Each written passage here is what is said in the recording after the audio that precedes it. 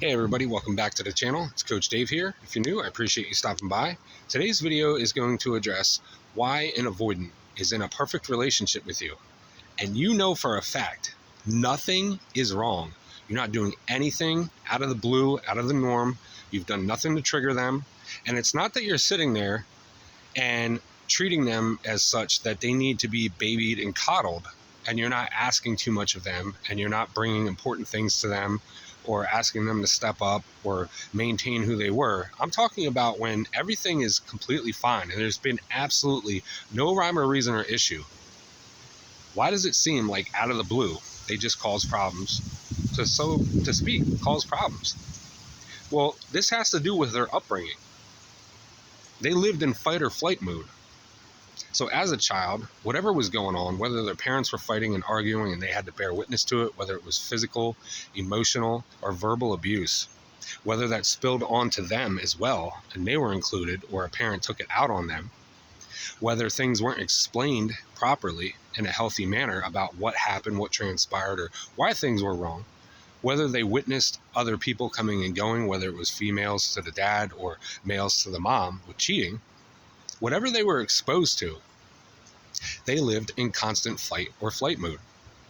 So you get to this point where things are always going wrong. Things are about to explode. Things are about to pop off. And as a child, you kind of just sit there without knowing anything in this heightened sense of fear.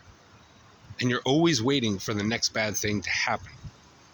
And then as you grow up, as you're an adult, as you go out into the world and relationships, you start having your subconscious always tell you that something's going to go wrong.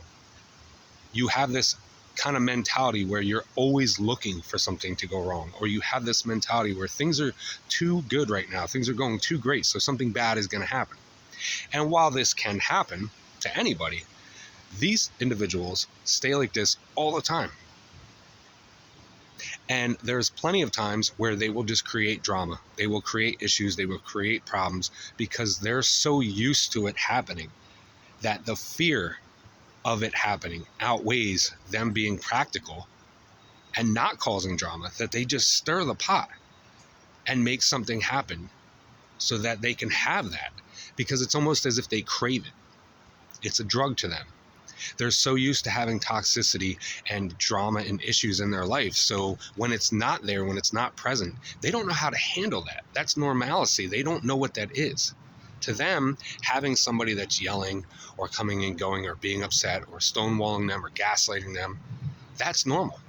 That's how they behave. That's how they exhibit their attributes that they grew up with, whatever they were modeled around from their role model.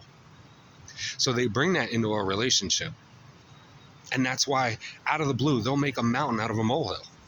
Something so small as if you did something terribly wrong and it's worth them leaving you over. It's worth them causing this huge storm over a drizzle. So this happens because of that. And they do know to a degree why they're thinking this way and feeling this way, but they've never done the work and self-reflection to look back on these things and try to correct it, knowing that these are triggers. It's okay to be calm and normal and have some solace in your life. You don't need to always have this crazy amount of chaos going on. You don't need to stay on edge and hypervigilant all the time and just have this overwhelming sense of there's got to be something crazy going on. I got to either have this crazy amount of dopamine high going on and just feel great all the time and never come down and never crash, because if I do, I know that things are going to go bad. And just have it flow. And the ironic thing is, when they hop into relationships, if you've ever asked one, any point in time throughout a relationship with them, what does a healthy relationship look like to you? 9 times out of 10, they will always say easygoing. Right? Now, everybody wants an easygoing relationship, but when you're secure, when you have a good mindset, you know that that's not how the perfect world is. It'd be great if it was, if everything was easygoing and just transpired beautifully in tranquility, but that's not how it works. And they ask for that because that's what they yearn for, that's what they want, but they don't know what that looks like.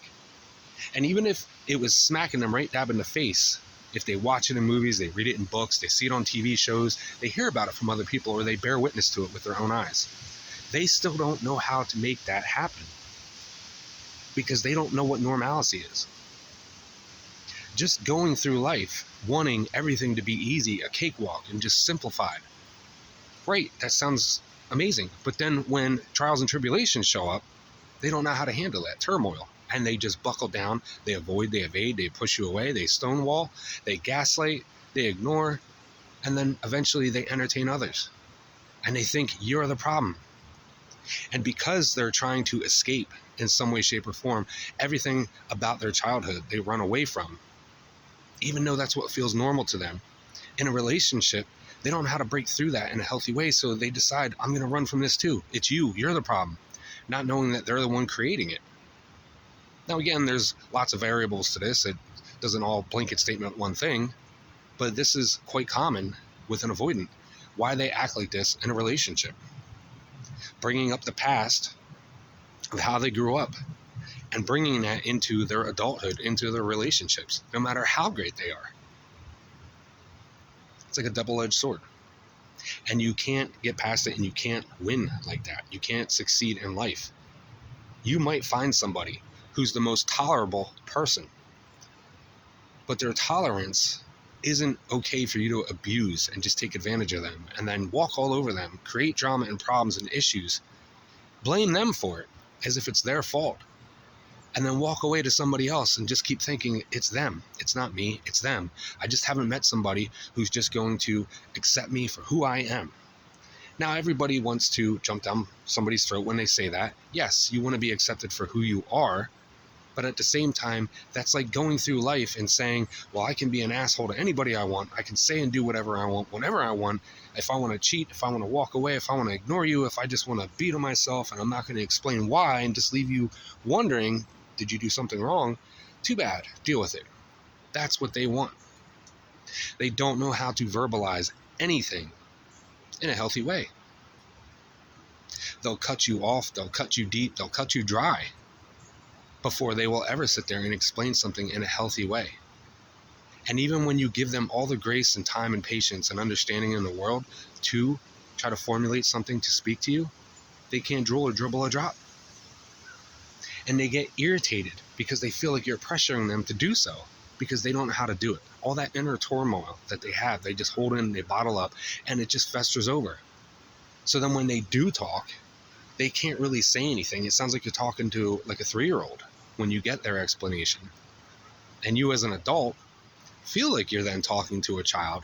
So you feel like you're not getting the depth perception that you really want from them or the answer that you want out of them. And while you can be understanding of this and kind of grasp it and try to formulate, where they're coming from and what they're trying to articulate, at the end of the day, to them, they feel like they're being ridiculed. They feel like they're the child that's sitting there being scolded and they don't know what to say. They don't know what to do. And that's typically when they start saying, I don't know what you want me to say. I don't know what you want me to do. And as a grown adult, nobody should have to tell you how they should be treated. Nobody should have to tell you what to say. If you went out and cheated, that's not on me to tell you how that makes me feel, that that's wrong. You should just know that.